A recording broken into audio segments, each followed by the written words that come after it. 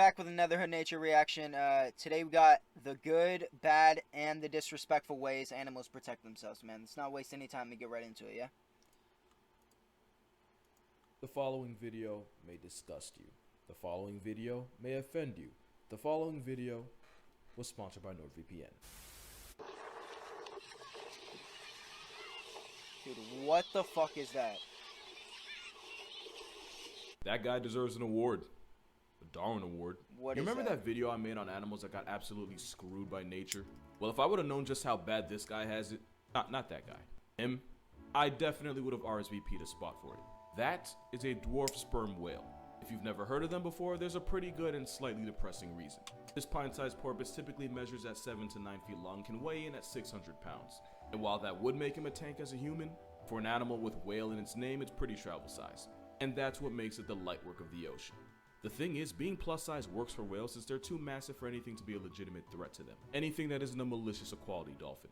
And being small for a whale makes you the perfect candidate to be an orca's source of protein. Dwarf sperm whales also regularly get meal prepped by great white sharks, and can even get griefed by a bold enough fur seal.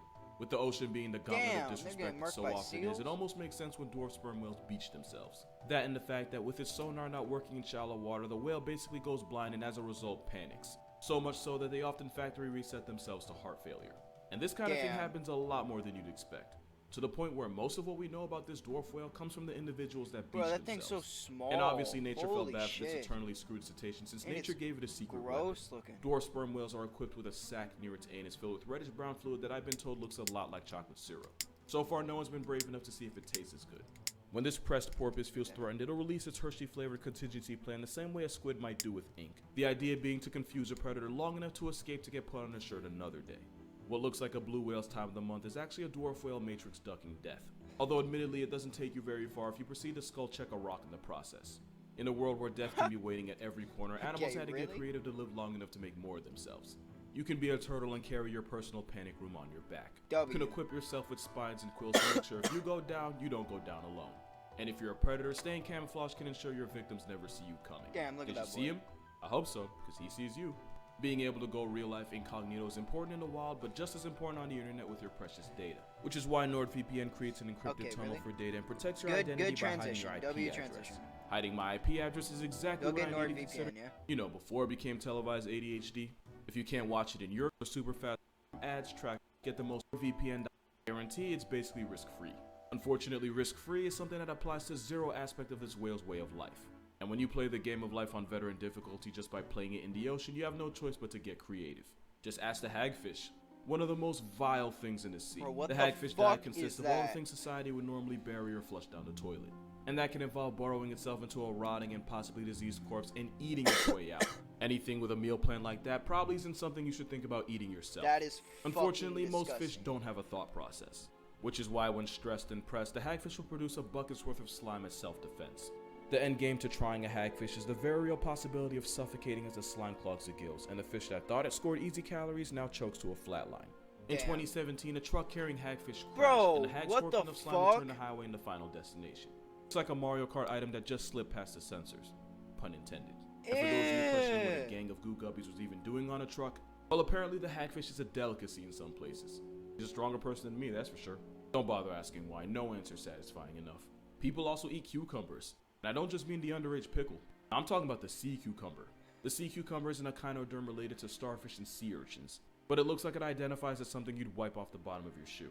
And ironically, that's exactly the kind of stuff they eat. This bottom feeder inhales everything from the dead, diseased, and decaying to the stuff that's already passed through another animal's system. Yeah, bottom feeder. That's a double meaning for you. And like the hagfish, the sea cucumber has some of the weirdest forms of self-defense you'll ever see. Exhibit A, anal teeth. You didn't think you were going to hear those words when you woke up today, but honey, it's happening. And it is this. I'm like speechless watching this, bro. Exactly this what it sounds like. And it's all because some species of fish like the pearlfish will use a sea cucumber as a protective bunker. And they do this by turning its south exit into a double-lane highway. And if a money-shooting slime snake or a butt-blasting baby whale didn't demonetize me, this definitely did it. Bro, so to keep squatters from breaking in through the back door, many sea cucumbers have anal teeth designed to keep prostate pokers away. And it's not the only defense they have. Most predators will ignore the sea cucumber as a dinner option thanks to the many forms of toxin they have. And when threatened, the sea cucumber will release some of the poison out its lower half as an appetizer. And somehow that's not the weirdest thing that can come out of a cucumber.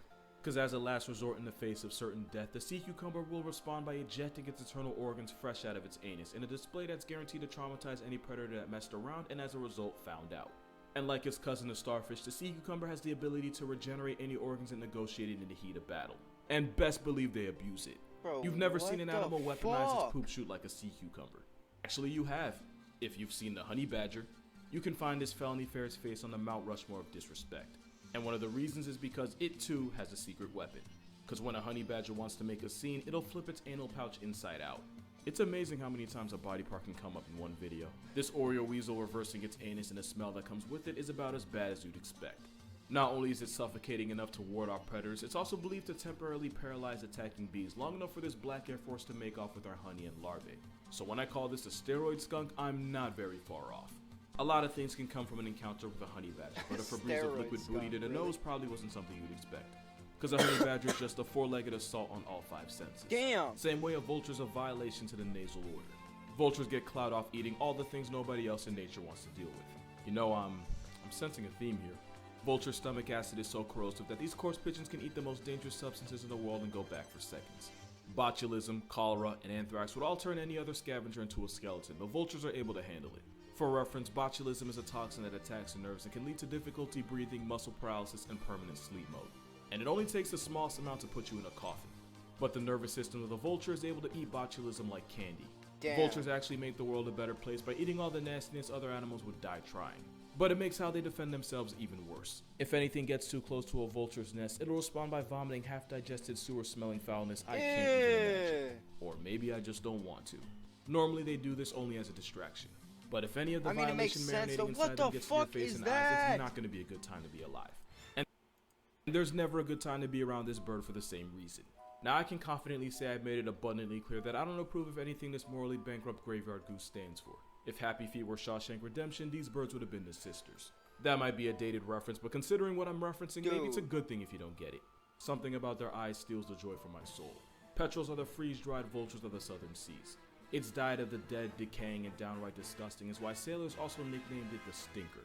And as you can probably guess, nesting petrels will defend themselves by projectile vomiting the contents of its stomach. And unlike vultures who do it as a distraction, petrels will actively aim their spray at the face and eye, since not only can it blind a potential predator, it's so acidic it can eat away at the waterproof coating of feathers. Doing that to a bird that has to swim for a living is like clipping the wings off a Cessna. It's a dick move of the highest order. And if you take a petrel's stomach oils to the face, people several miles downwind will be able to smell how your day is going. And while the smell does wear off, the emotional scars of witnessing what this lizard does last way longer. The horned lizard is a fearsome, intimidating dinosaur that time left behind. Dude, lizards or at least are it would be, badass. if he wasn't only 4 inches long. And there's nothing wrong with that, it's perfectly average, and I'm sure Yeah, he has he's a great small as personality fuck. anyway. But personality doesn't save it from basically being a dinner roll to threats like wildcats, coyotes, and occasionally wolves.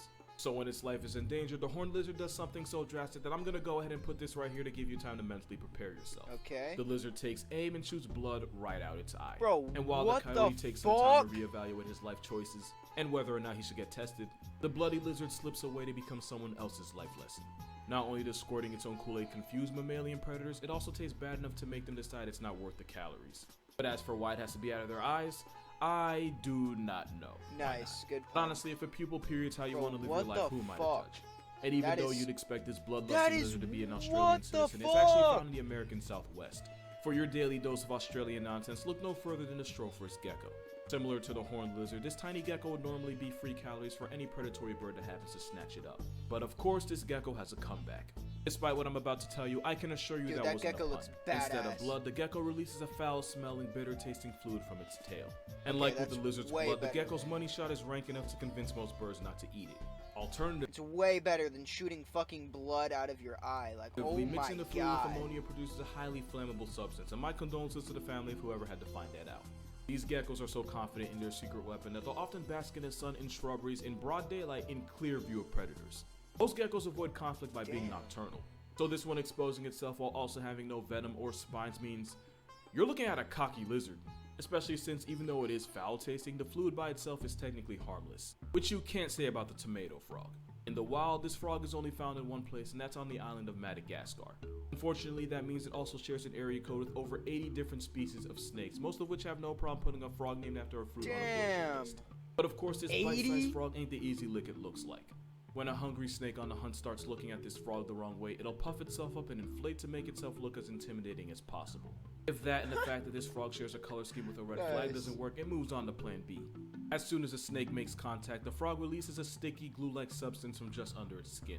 Not only is the glue an assault on the tongue, it also irritates the inside of the snake's mouth. And if the snake's too stubborn to let go, it can end up getting its jaws gummed together for a couple days. Long enough for the snake to tell his friends what happened. But it's not just snakes that can get a life lesson.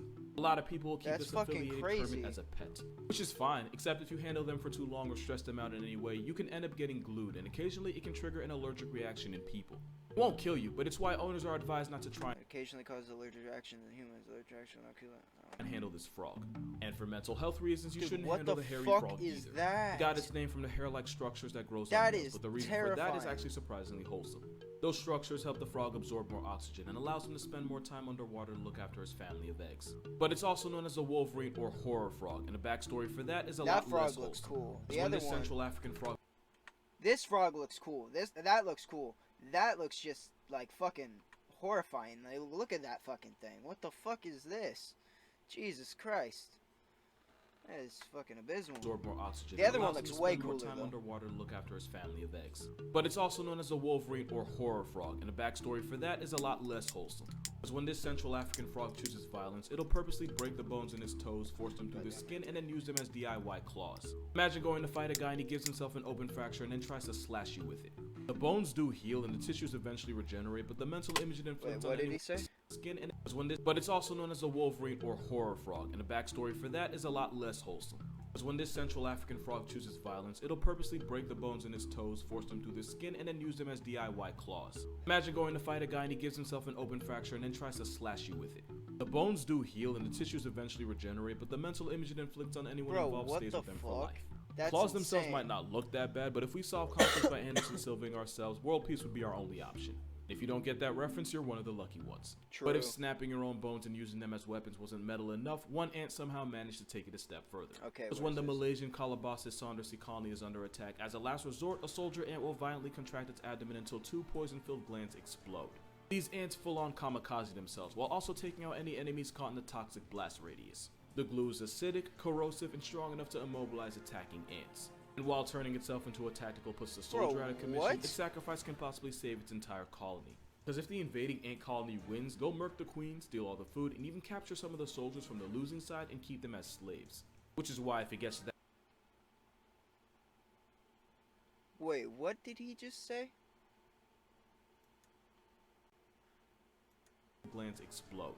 These ants full-on kamikaze themselves, while also taking out any enemies caught in the toxic blast radius. The glue is acidic, corrosive, and strong enough to immobilize attacking ants. And while turning itself into a tactical puts the soldier out of commission, its sacrifice can possibly save its entire colony. Because if the invading ant colony wins, go murk the queen, steal all the food, and even capture some of the soldiers from the losing side and keep them as slaves. Which is why if it How gets does to that that point, even this work? ant will What the self-destruct fuck? for the good of its colony. But also why if ants They're out here taking prisoners? Like, hello? steal all the food, and even capture some of the soldiers from the losing side and keep them as slaves. Which is why if it gets to that Holy point, shit. this ant will self-destruct for the good of its colony. But also why if ants were human-sized with nuclear weapons, they'd probably end all life on Earth in a week. And that's gonna do it for this video. For more consistent content and daily uploads, be sure to follow me on Instagram and TikTok. And to watch these videos before I post them, consider becoming a patron on Patreon. Yeah, And if you true. haven't pre-ordered my new book yet, go ahead and do that for me too. Yeah, true. There's also an audiobook, so short attention span or being illiterate isn't an excuse. Shameless True. plug aside, be sure to drink water, hug your mother, be glad you weren't born an ant, and I'll see you in the next one. Very based, man. Very based. What a fucking good-ass video, like always. That one was very disturbing, though. Holy shit. Yo, hey, make sure to go, subscribe to Casual Geographic, yeah?